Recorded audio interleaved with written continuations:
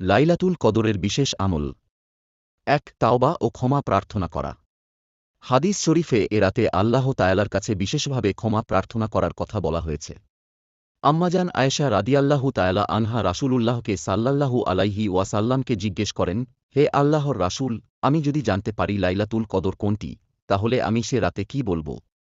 তিনি বলেন, অর্থাৎ, হে আল্লাহ, নিশ্চয়ই আপনি ক্ষমাশীল, দয়ালু, আপনি ক্ষমা করতে ভালোবাসেন, সুতরাং আমাকে ক্ষমা করুন।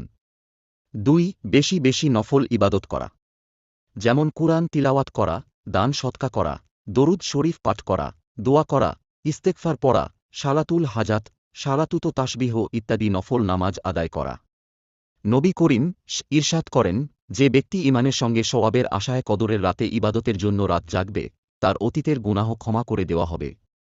লাইলাতুল কদর মহান রাব্বুল আলামিনের পক্ষ থেকে মুমিন বান্দাদের জন্য অনেক